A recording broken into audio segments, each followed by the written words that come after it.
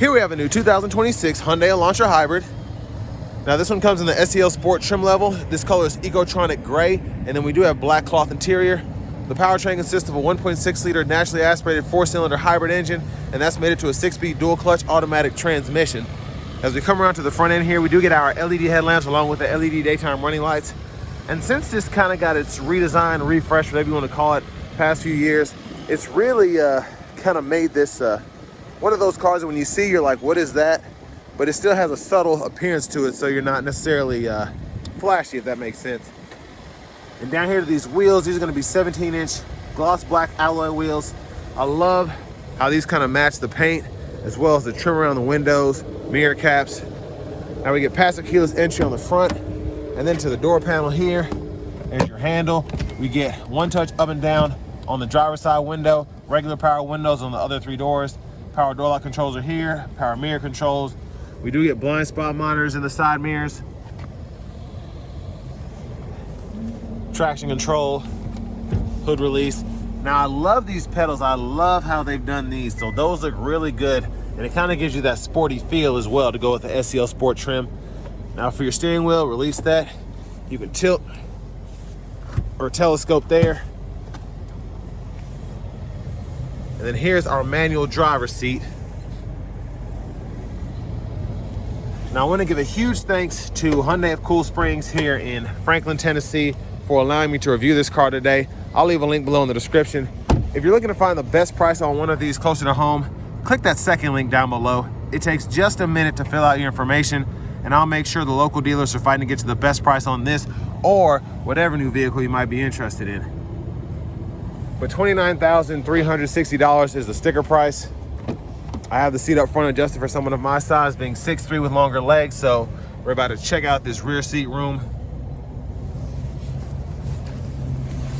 It's kind of a step down, but it's a small 4-door sedan, so. But I mean, the space back here is actually pretty phenomenal for what this is. My head's not touching the roof line, even though it kind of slants back there. It's a perfect fit. You get 2 USB-C charge ports back here. There's a look at the front.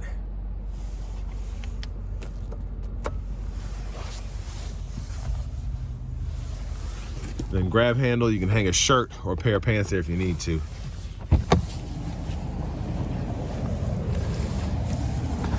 And then your child locks, you just stick a key in there and turn it one way or the other. It's kind of hard to see because the keyhole's black. Fuel cap there. And I always like with these smaller cars, they put the rear side airbags in here. It just kind of makes it more, you know, it gives you more protection in the back seat, which I always like. Now here's a look at the cargo space. And even though this is a hybrid, you still have pretty ample storage back here, in my opinion. And then you have room for your inflator kit right there if you ever need that. And I like the trays here. You get them on both sides. And if you want to fold the seat flat, you can pull either one of these and then pull the seat down.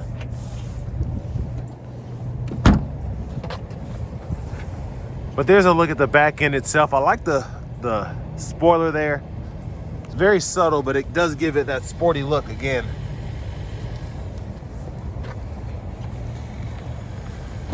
Now to this rear passenger side. You fold that seat down and then run longer objects through the front. And then your top tethers are integrated behind the seat itself.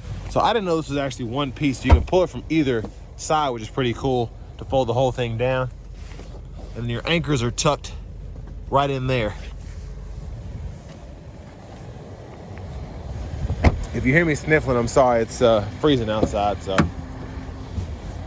But front passenger seat, just seat back, and then seat bottom there, side pocket, glove compartment, owner's manuals and such.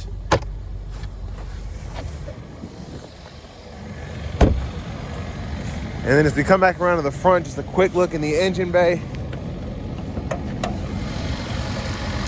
And there's that 1.6 hybrid engine, 4-cylinder. And before we hop in the driver's seat, I'm just gonna show off the blinkers.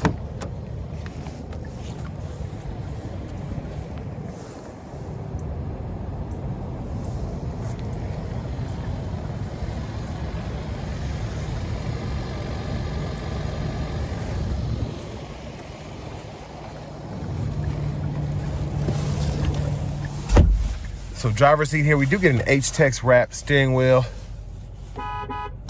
There's the horn. Over here to the radio, this is a 10.25 inch display. So my favorite thing about hybrids is having this energy flow meter up so you can see when the engine's going through the electric motor, which is charging the battery. And it just kind of shows you what's being used to do what. So whether it's powering the wheels, charging the battery, or if it's running on electric power alone, it shows you all of that. Navigation systems here, and then you have the menu there to search and find places, whatever. Apple CarPlay, Android Auto is wired. Climate controls are here. You do get dual zone automatic climate controls, so you can control from the screen a little bit, but then you have buttons and knobs down below. And then your settings, your general settings, this is where you can go in here and change your language. And then your units of measurement individually right in here.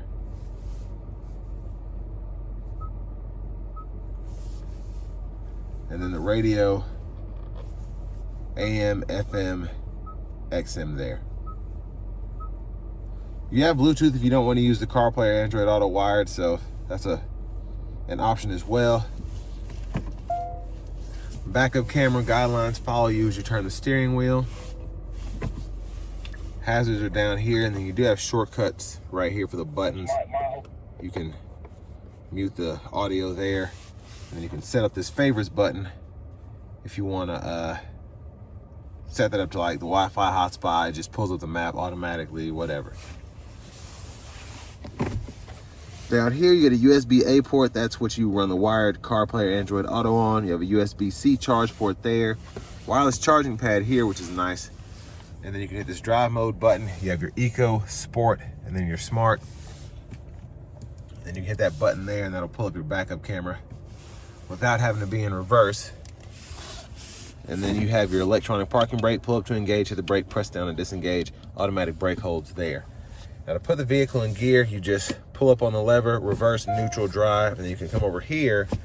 And what I like is you do get the manual mode with this this dual clutch. So you can shift that up or down while in that mode. Bottle holders are here. Center console cubby space. There's a look at the back seat from up here.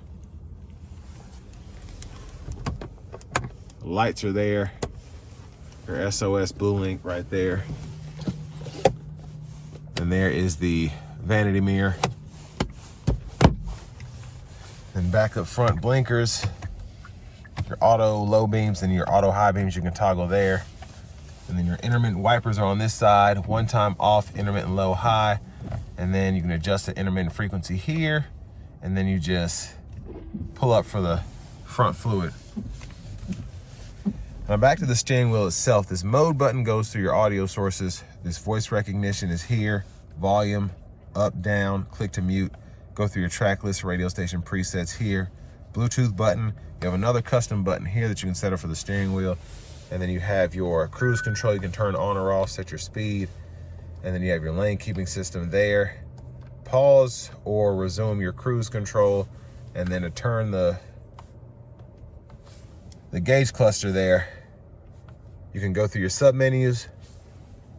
And then when you're within each sub menu, you can use this to go through your options. So you can see the engine temp there, the tire pressure monitors there.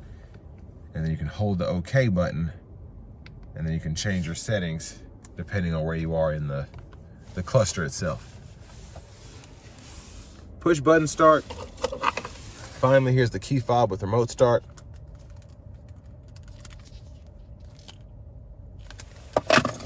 But next, let's go ahead and take this 2026 Hyundai Elantra Hybrid SEL Sport out on the road for a test drive. So starting the test drive in this Elantra Hybrid, it's in the eco mode now. It's still relatively quick, or I guess the normal drive mode. Yeah, Eco. So you have Eco, Sport, Smart, and the Eco mode still has a bit of pep in its step, and you just feel that torque from the electric motors that really does the work. And that's one thing I love about hybrids. That's just what comes with them. You get the efficiency, but also that torque coming out of corners. Now, coming from a stop here, the gas engine has not kicked on. It just kicked on there as I gave it a little bit of throttle, but especially for kind of putting around a parking lot, it'll stay in EV mode if you don't give it too quick a throttle. The regenerative braking really helps charge this battery up, but it can be, especially as you come to a complete stop, a bit hard to gauge in terms of how you'll stop. So just keep that in mind as you get used to the car. It's not going to be something where it feels like, you know, normal brakes. But being someone who has an EV, who's had hybrids in the past, you get used to it. It's really nothing to it.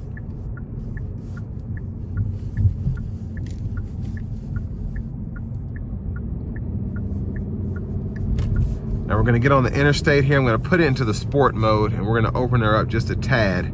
Not gonna floor it, but gonna give her a little something here. Here we go.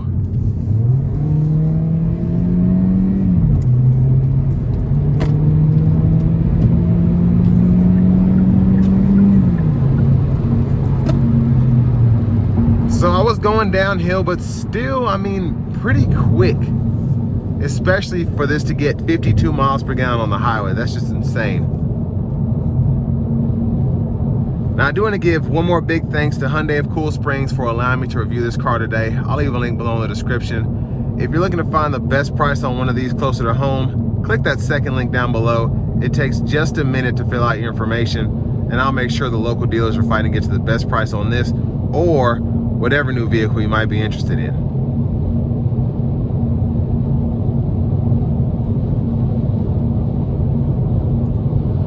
Road noise is pretty good, honestly. It's relatively quiet in here, honestly. The tires are just a bit loud on this rougher pavement on the interstate, but I mean, I wouldn't mind driving this on a road trip, especially, again, I'm getting 52 miles per gallon on the highway. In a car that's relatively comfortable, especially for this to be more basic, where you have a manual seat, cloth seats. I'm a taller person, being 6'3", still have relatively good space here. But the driving experience overall is really nice. It's just easy to get behind the wheel, get going, and this thing barely sips fuel. Now, one thing I will say is when you kind of come out of a stop, you feel the instant torque from the electric motor, but it does kind of taper off as you get going. So something else, it's not like it feels quicker like a lot of other hybrids, because this is a naturally aspirated 4-cylinder. A lot of these hybrids, you have the electric motors, then you have a turbo, which kind of gives you that pull that keeps you going, but it does let off quite a bit after the initial pull you get from the electric motor. But I mean, again, 49 city, 52 highway, so can't really complain there. Now I will say I would like to see a more performance oriented, like an Elantra N hybrid, maybe something like that, where you have the pull from the electric motor and then the turbo engine kind of kicks in and gives you that same feeling of exhilaration as you go up the power band. But again, this is meant to be economical. It's meant to be, user friendly, easy to own, easy to maintain, and just relatively affordable. And for under 30 grand, I think that's what you get here. Basically all the features that you would expect for a car like this, and it gets the job done, and pretty good competitor, I think, for the Corolla Hybrid, even the Prius. So all that being said, this will bring me to the end of my review of this 2026 Hyundai Elantra Hybrid SEL Sport.